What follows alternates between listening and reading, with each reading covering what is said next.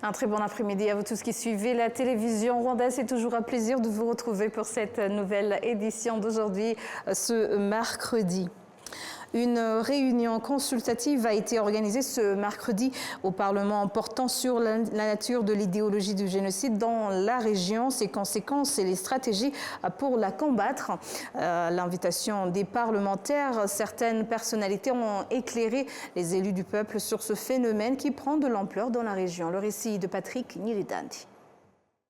En ouvrant cette séance, le président du Sénat, Dr Kalinda François-Xavier, a souligné que l'idéologie du génocide continue malheureusement son chemin dans la région, notamment en République démocratique du Congo, en grande partie basée sur les actions de l'armée gouvernementale congolaise, les FARDC, en collaboration avec les groupes terroristes de FDLR, qui sont toujours basés sur cette idéologie, avec des conséquences catastrophiques pour la région, en exacerbant le problème d'insécurité à l'est de la République démocratique du Congo. Dr Kalinda François-Xavier a également souligné les faiblesses de la communauté internationale et d'autres pays qui choisissent délibérément d'ignorer l'idéologie du génocide, les discours de haine et les déclarations provocatrices faites par les hautes autorités de la République démocratique du Congo comme l'une des préoccupations pour la sécurité du Rwanda. De son côté, Dr Bizimana Jean Damascène, ministre de l'Unité nationale et de l'engagement civique, a exposé les origines de ce problème à partir du moment où le gouvernement de la République démocratique du Congo a commencé à appliquer dans son programme l'idéologie du génocide contre les populations rwandophones et en collaborant dans cette entreprise funeste avec le groupe terroriste de FDLR. Dr Bizimana a également souligné que cette idéologie d'extermination des Tutsis s'est considérablement développée et a atteint son paroxysme, étant non seulement propagée par des groupes politiques, mais aussi par les chefs d'État, notamment ceux du Burundi et de la République démocratique du Congo, qui ont pris le devant dans sa propagation, ce qui constitue l'une des préoccupations pour la sécurité de toute la région. À son tour, le général à la retraite, James Kabarebe, secrétaire d'État au ministère des Affaires étrangères et de la coopération internationale, a également souligné la réponse inadéquate de la communauté internationale à la situation dans l'Est de la République démocratique du Congo. Il a indiqué que cette même communauté internationale n'a pas su jouer son rôle dans la résolution de ce problème avec l'envoi des forces onusiennes qui n'ont pas réussi en 30 ans à résoudre ce problème dont la mission était entre autres d'éradiquer les groupes FDLR et de rétablir la paix et la sécurité en République démocratique du Congo. Le général à la retraite, James Kabarebe, a souligné que les sanctions que les pays et les organisations internationales continuent d'imposer au Rwanda sont principalement basées sur leurs intérêts économiques en République démocratique du Congo. Il a donné pour exemple dans la région de Walikale, au nord Kivu, où se trouve une mine de gaz appartenant à la société canadienne Alpha Mine. Le général à la retraite, James Kabarebe, a présenté les bases des mesures de sécurité mises en place par le gouvernement rwandais à ses frontières pour assurer la sécurité des Rwandais.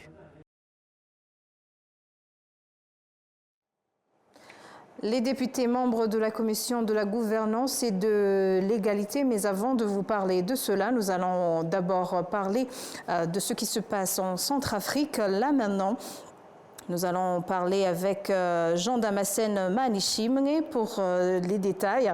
Là maintenant, le Rwanda et la République centrafricaine se félicitent de leur coopération militaire et sécuritaire, notamment de la formation des forces centrafricaines dans le cadre du programme lancé par ce pays pour doter son armée des compétences solides. Cette coopération a été abordée lors des échanges entre le président de la République centrafricaine, Faustin Archange Touadéra, et une délégation des forces rwandaises de défense conduite par le chef d'état-major de l'armée de terre, le général-major Vincent Nyakarundi. Cette rencontre intervient alors qu'à Bangui, en République centrafricaine, est prévue cette semaine la clôture d'une formation des militaires centrafricains en collaboration avec les forces rwandaises de défense. Depuis 2014, le Rwanda a déployé des troupes en République centrafricaine dans le cadre de de la mission de maintien de la paix des Nations Unies et depuis 2020, il dispose d'autres forces dans le cadre des accords entre les deux pays. Les députés membres de la Commission de la gouvernance et de l'égalité de genre ont tenu des discussions avec le ministère de l'Éducation concernant les défis identifiés dans le rapport à des activités de l'Office rwandais de la gouvernance pour l'exercice 2023-2024. Les détails avec Amandine Likumasabo. Le rapport de l'Office rwandais de la gouvernance souligne des progrès appréciables dans l'éducation de base tout en mettant en évidence plusieurs défis persistants, notamment dans l'éducation des enfants en maternelle, des élèves en situation de handicap, de l'intégration de la technologie dans les écoles primaires et secondaires, de la formation des enseignants ainsi que du nombre élevé d'élèves dans les salles de classe. Le ministre rwandais de l'Éducation, Joseph Sengimana, s'est exprimé à propos de ces problématiques. Des mesures ont déjà été mises en place pour relever ces défis, bien qu'elles n'aient pas été toujours appliquées dans certains cas. Nous veillerons à leur mise en œuvre systématiquement partout où cela est nécessaire. Les députés membres de la Commission de la gouvernance et de l'égalité de genre ont exhorté le ministère de l'Éducation à résoudre les problèmes identifiés dans le rapport des activités de l'Office rwandais de la gouvernance pour l'exercice 2023-2024, en particulier en ce qui concerne les enseignants ayant manifesté un comportement inapproprié. Dans les discussions, le directeur général de l'Office rwandais de l'éducation de base, Dr Mbarushimana Nelson, s'est exprimé à ce propos. En principe, tout enseignant commettant une infraction fait objet de sanctions. Dans le cas évoqué ici, par exemple, un enseignant pris en flagrant délit pourrait être suspendu de ses fonctions pendant 3 mois, voire renvoyé en fonction de la gravité de l'acte. Nous renforçons actuellement la discipline au sein des établissements scolaires.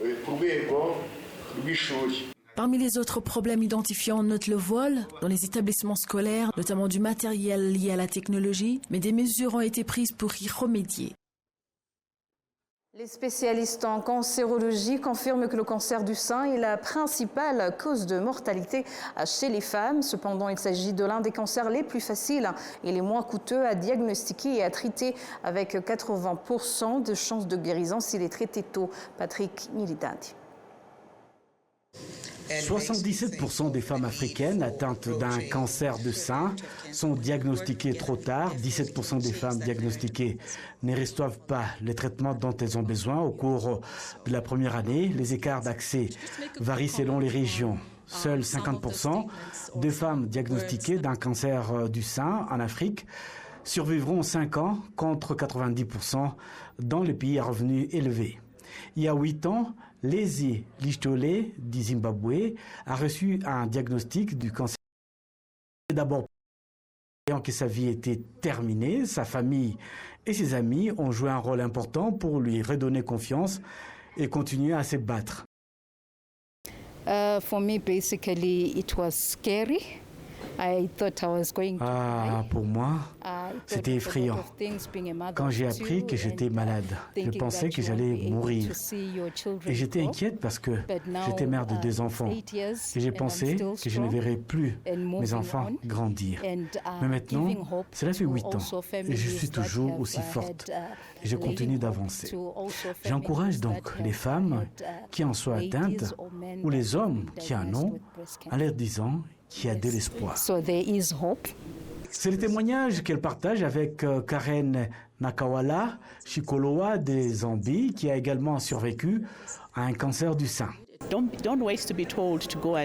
N'attendez pas de présenter des symptômes de la maladie, car le meilleur moment est celui où vous n'en présentez aucun. Au contraire, prenez l'habitude de vivre une vie saine. Pour les décideurs, je pense qu'ils devraient donner la priorité à la santé des femmes, car tant que vous accordez de l'importance à la santé des femmes et que vous investissez suffisamment dans leurs soins de santé, c'est en ce moment-là que nous commencerons à gagner la bataille contre les cancers du col de l'utérus, évitables, et les cancers de sein traitables s'il est détecté tôt. Lors d'une discussion qui a réuni des experts mondiaux en écologie et dans la lutte contre les cancers du sein, il a été souligné que si aucune mesure n'est prise en Afrique, le nombre de personnes diagnostiquées avec un cancer du sein pourrait se multiplier considérablement au cours des 20 prochaines années.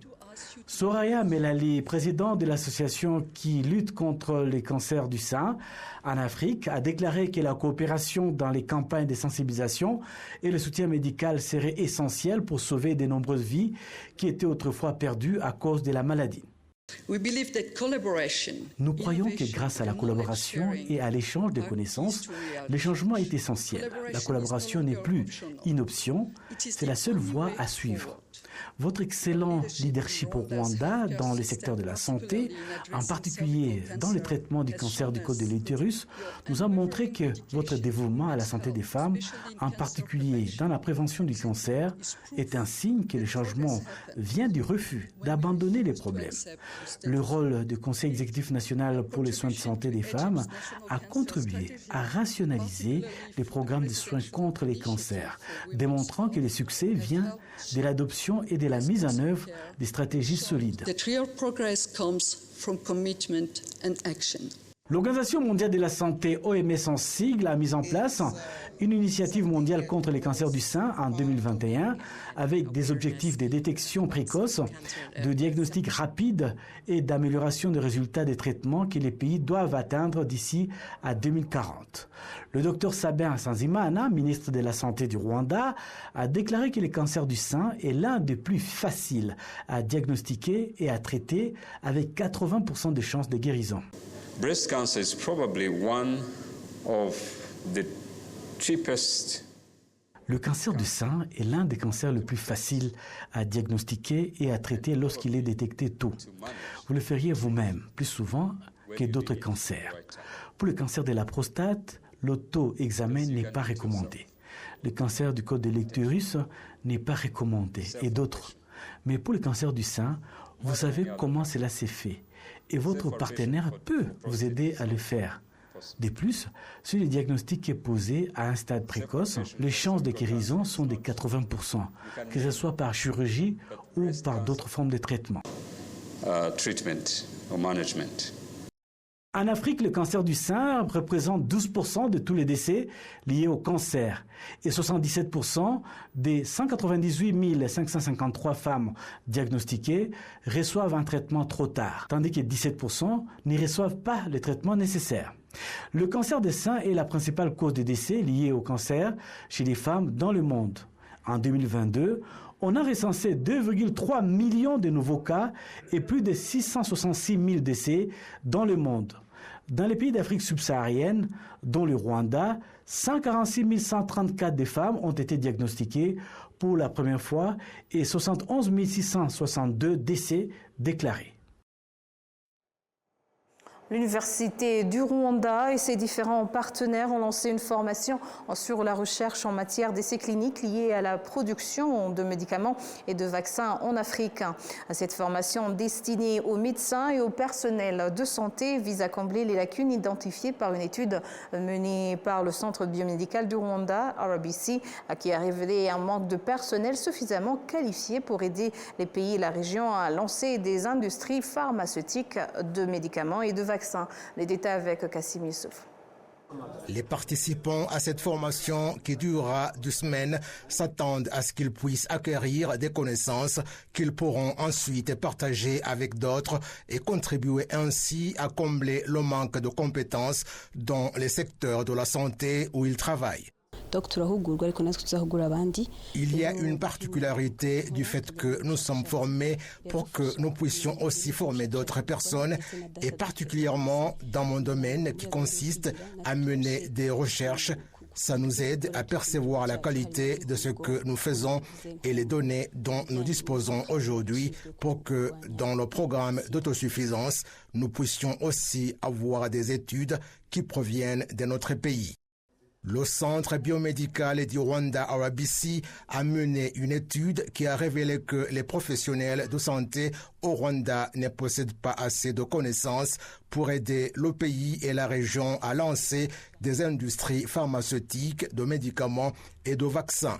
Le Centre biomédical du Rwanda assure que cette formation va aider à résoudre certains des problèmes soulevés par cette étude.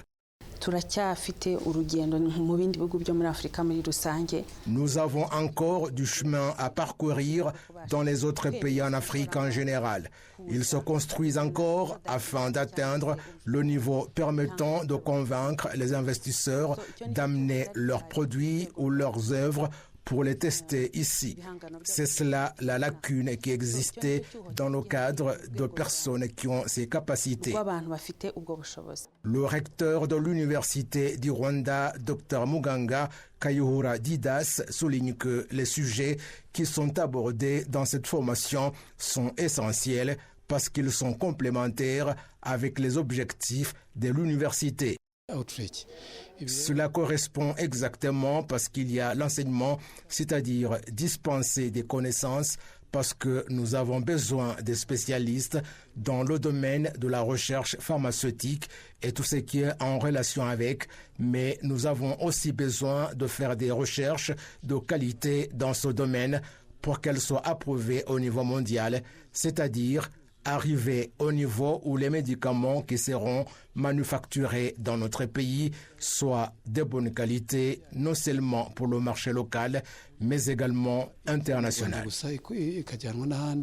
La professeure Eleni Aklilou, enseignante à la faculté de médecine de l'Institut Karolinska en Suède, indique que cela marque le début d'un grand projet de collaboration visant à combler le fossé dans la production de médicaments et de vaccins en Afrique.